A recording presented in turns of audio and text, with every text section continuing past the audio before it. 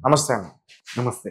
అయితే ప్రెజెంట్ ఆంధ్రప్రదేశ్‌లో ఉన్న ముఖ్యమంత్రి చంద్రబాబు నాయుడు గారు చాలా కుమిలిపోతున్నారంటూ కూడా వార్తలు బయటకు వస్తున్నాయి.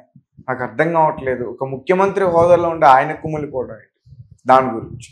మీ క్వెషన్‌లోనే ఆన్సర్ ఉంది. ఒక ముఖ్యమంత్రి హోదాలో ఉండి కుమిలిపోతున్నారనే వార్తలు వస్తున్నాయంటే అది ఎందుకు వస్తున్నాయి? అంటే దాని వెనకాల ఉన్న బ్యాక్‌గ్రౌండ్ ఏంటి? మీ ఉద్దేశం ఏంటి? దాని బ్యాక్‌గ్రౌండ్ అంటే మీరు విన్న వార్తల్లో అంటే ఆయన ఎందుకు కుమిలిపోతున్నారని మీరు విన్నారు? అంటే పేరుకే నేను సీఎం మొత్తం కూడా పవన్ కళ్యాణ్ గారు చేస్తున్నారు అన్నట్టు. సో ఆయన సీఎంగా ఉన్నా కూడా పవన్ కళ్యాణ్ గారే పూర్తిగా ప్రజాకర్షణ చేసుకుంటున్నారు అనేది ఆయన ఉద్దేశం మీరు అనేది. సో ఇప్పుడు ఏ సమస్య వచ్చినా డిప్యూటీ సీఎం పవన్ కళ్యాణ్ అంటున్నారు, ఏదైనా సరే డిప్యూటీ సీఎం పవన్ కళ్యాణ్ అంటున్నారు. నిన్న కూడా పెన్షన్ లో మనం చంద్రబాబు గారిని చూడలే, ఎక్కువ పిఠాపురంలో పవన్ కళ్యాణ్ గారు పెట్టిన సభను ఎక్కువ చూసుకున్నాం. సో ఈ రకంగా సో నేను ఇంతకుముందు 2-3 ఇంటర్వ్యూలలో కూడా చెప్పాను, పవన్ కళ్యాణ్ గారి చుట్టూనే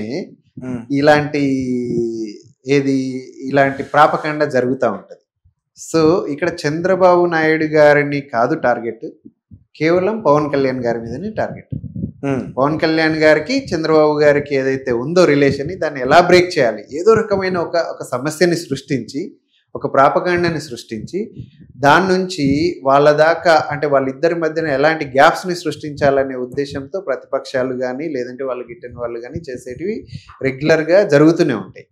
సో ఈ విషయానికి వస్తే ఓకే, చంద్రబాబు గారు కుమిలిపోతున్నారు, పవన్ కళ్యాణ్ గారికి ప్రజాకర్షణ ఎక్కువ ఉంది అనే విషయానికి వస్తే, పవన్ కళ్యాణ్ గారికి ప్రజాకర్షణ మాత్రమే బలం.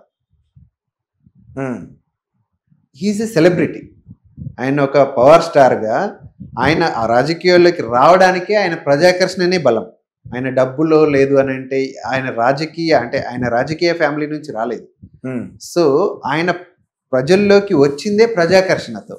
ఏ విధంగా చూసినా ఆయనకు ప్రజాకర్షణ డెఫినెట్లీ ఉంటుంది. అదేవిధంగా గవర్నమెంట్ ఫామ్ అయ్యి 1 month కూడా అవ్వలేదు.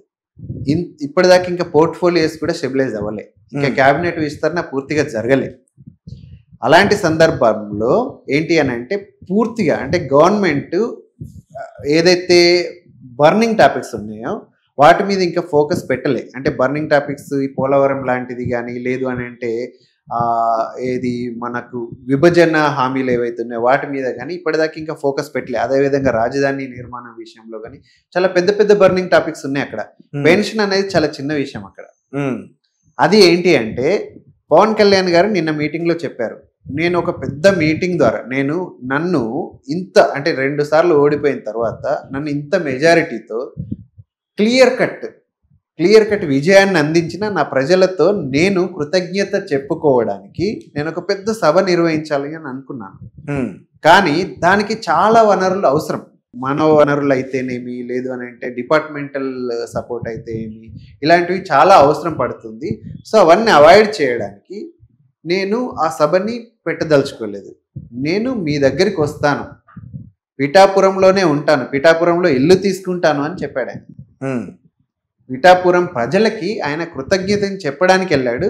సో మొదటిసారి అక్కడికి వెళ్ళాడు కాబట్టి అక్కడ ఒక స్కీమ్ని అనౌన్స్ చేయాలి అనేది, ఆయన పోర్ట్ఫోలియోకి రిలేటెడ్ స్కీమ్ని అక్కడ ఆయన అనౌన్స్ చేశాడు.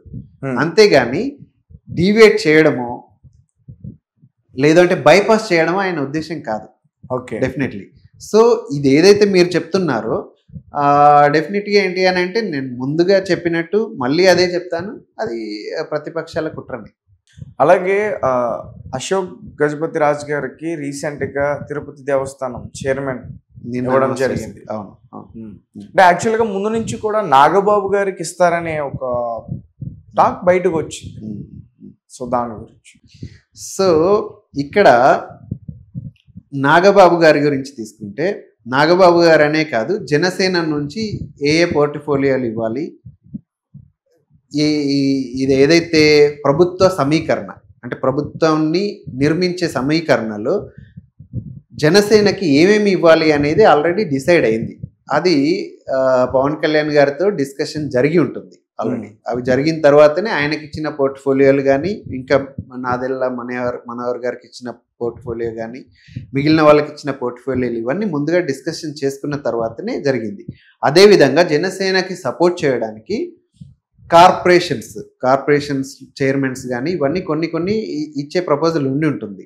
అందులో భాగంగా నాగబాబు గారికి తిరుపతి చైర్మన్ పదవి వస్తుంది అని ఊహాగానాలు జరిగినాయి. కానీ నాగబాబు గారు కానీ పవన్ కళ్యాణ్ గారు కానీ ఈ పదవి కావాలి అని వాళ్ళు ఎప్పుడు అడిగి ఉండరు. అడిగి ఉండకపోవడానికి రీజన్స్ చాలా ఉన్నాయి. ఏంటి అని అంటే, నాగబాబు గారికి యాక్చువల్గా ఎంపీ స్థానం ఇవ్వాలి అని అనుకున్నారు.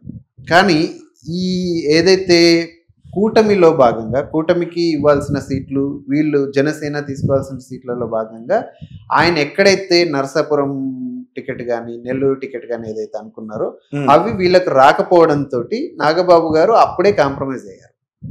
అది వాళ్ళు ఏంటి అని అంటే, రాజకీయంగా పార్టీకి ఏం జరుగుతుంది, పార్టీకి కావాల్సింది ఏంటి, అదేవిధంగా ప్రభుత్వాన్ని ఏర్పాటు చేయడానికి కూటమికి కావాల్సింది ఏంటి అనే విషయంలో వాళ్ళు ఒక పర్టికులర్ ఆలోచన దృక్పథంతో ఉన్నారు.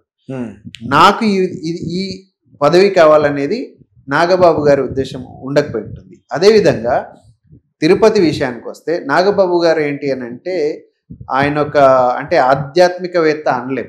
ఆయన మాటల్లో ఆధ్యాత్మికత కనబడుతుంది. కానీ ఆయన కొన్ని సందర్భాల్లో ఆయన ఇంటర్వ్యూస్లో చెప్పాడు, నేను దేవుణ్ణి నమ్ముతారని మీరు నన్ను డైరెక్ట్గా క్వశ్చన్ చేస్తే నేను దేవుణ్ణి నమ్మను అనే చెప్తాడు. ఆయన దేవుణ్ణి నమ్మను అనే చెప్తాడు. ఒకవేళ ఆయనకి అడిగి ఉంటారు చంద్రబాబు గారు కానీ లేదు అంటే పవన్ కళ్యాణ్ గారు కానీ ఇక్కడ తిరుపతి చైర్మన్ పదవి ఉంది, మీరు చేస్తారా అని అడిగి ఉంటే ఒకవేళ ఆయనే స్వతహాగా నేను ఈ పదవి కంటే కూడా నాకు వేరే ఏదైనా పదవి ఉంటే బాగుంటుంది, ఇక్కడ పూర్తిగా అంటే దేవుడిని నమ్మి దేవుడి కోసం ఆ పూర్తి సేవలో పాల్గొనే వాళ్ళు ఉంటే ఇంకా ఎక్కువ న్యాయం చేయగలుగుతారు నాకంటే కూడా అనే ఉండే అవకాశాలు ఎక్కువ ఉన్నాయి. సో అందువల్ల ఇక్కడ కాంట్రవర్సీ చేయాల్సిన అవసరం లేదు. నాగబాబు గారికి ఆ పదవి అవసరమే లేదు. ఆయనకు సమంజసమైన పదవి డెఫినెట్లీ నియరెస్ట్ ఫ్యూచర్లో వస్తుంది. దాన్ని మనము అంటే ఆ కారణంగా అంటే నాగబాబు గారికి ఆ పదవి ఇవ్వని కారణంగా చంద్రబాబు గారికి పవన్ కళ్యాణ్ గారికి జనసేనకి టీడీపీకి మధ్యన గ్యాప్స్ వస్తాయి అనేది అవాస్తవం. ఓకే, అది కేవలం ఏంటి అంటే వార్తల్లో నిలబడాలి అనుకున్న వాళ్ళు సృష్టిస్తున్న ప్రాపకాండగానే మనము కన్సిడర్ చేయొచ్చు. ఈ వార్తల వెనకాలే లోకేష్ గారు కూడా పవన్ కళ్యాణ్ గారి పైన కుట్ర పన్నుతున్నారు, అతని హోదాని జీర్ణించుకోలేకపోతున్నారు, ఇట్లాంటి వార్తలన్నీ కూడా వస్తున్నాయి. అంటే ఇవన్నీ కూడా ఎవరు నమ్మరు, కానీ ఎందుకు ఇలా క్రియేట్ చేస్తున్నారు ఎవరికి అర్థం కావట్లేదు. సో అంటే ఇలాంటి వార్తల్ని మీరు ఎలా ఖండిస్తారు? సో చాలా అంటే వార్తల్లో చాలా వస్తుంటాయి. అదేవిధంగా లోకేష్ సభలో పవన్ కళ్యాణ్ గారితో అంటే ఒక ఏమంటారు హాస్యాస్పదంగా ఏమంటే మీ 4వ భార్య ఇంకా సభకి రాలేదు అన్నట్టుగా వార్తలు వచ్చినాయి. మీ 4వ భార్య కనబడట్లేదని జగన్ గారిని ఉద్దేశించి. సో వాళ్ళిద్దరు అన్నయ్య మీ 4వ భార్య 4వ వదిన కనబడట్లేదు అన్నయ్య అని పవన్ కళ్యాణ్ గారిని సంబోధిస్తూ లోకేష్ గారు అన్నారు అనేది వార్తలు వచ్చినాయి. సో వాళ్ళిద్దరి మధ్యన ఎలాంటి ఫ్రెండ్షిప్ ఉందంటే, ఇప్పుడు మీరు అబ్జర్వ్ చేస్తే పవన్ కళ్యాణ్ గారు కూటమితో జాయిన్ అవ్వడానికి మేజర్ రీజన్ వచ్చేసి ఏంటి అని అంటే, ఖచ్చితంగా ఆయనకు ఒక ఉద్దేశం ఉండుంటుంది, ఈసారి ఎలాగైనా మనం ప్రభుత్వాన్ని నిర్మించాలి, కూటమిని నిర్మించాలి, కూటమి ద్వారా ప్రభుత్వాన్ని ఏర్పాటు చేయాలి, దానికోసం నాకు చేతనైనంత నేను చేస్తాను అని ఆయన ఎప్పుడో ఊహించుకుని ఉంటారు. కానీ చంద్రబాబు గారిని ఎప్పుడైతే జైల్లో పెట్టారో అప్పుడు చంద్రబాబు గారికి, లోకేష్ గారికి, భువనేశ్వరి గారికి వీళ్ళందరికీ నా సపోర్ట్ అవసరం. నేను వెళ్ళి వాళ్ళు మానసికంగా బాగా కృంగిపోయారు ఆ మూమెంట్లో. వాళ్ళకి నేను సపోర్ట్గా నిలబడాలి, వాళ్ళకి అండగా ఉండాలి. ఇది మంచి పరిణామం కాదు. రాజకీయంగా చంద్రబాబు గారిని జైల్లో పెట్టడం కానీ, భువనేశ్వరి గారిని ఇబ్బంది పెట్టడం కానీ, లోకేష్ని సతాయించడం కానీ ఇదంతా మంచి పరిణామం కాదు. వాళ్ళతో నేను ఉంటాను, ఒక మోరల్ సపోర్ట్ ఇస్తాను అని చెప్పేసి వాళ్ళతో వెళ్ళి నిలబడ్డాడు పవన్ కళ్యాణ్. సో ఆ కృతజ్ఞత ఖచ్చితంగా లోకేష్ గారికి ఉంది. ఆయన ఎప్పుడు పవన్ కళ్యాణ్ని దూరం పెట్టాలనో, లేదు అంటే పవన్ కళ్యాణ్ గారికి చంద్రబాబు గారు మంచి స్థానం ఇస్తున్నారనో ఇదంతా ఆలోచించే వ్యక్తి కాదు. ఇప్పుడు అక్కడ ప్రభుత్వానికి చాలా విషయాల్లో క్లారిటీ ఉంది. ఇప్పుడు చాలా టార్గెట్స్ ఉన్నాయి. ఏంటి అంటే అక్కడ ఏదైతే ఆగిపోయింది, మధ్యలో ఆగిపోయిన అమరావతి నిర్మాణం అది చేయాలి, పోలవరం నిర్మాణం చేయాలి, విభజన హామీలని దక్కించుకోవాలి. సో ఇలాంటివి చాలా చాలా పనులు ఉన్నాయి వాళ్ళకి. ఇలా వాళ్ళ కూటమిలో ఉన్న వాళ్ళని ఏదో దూరం చేసుకొని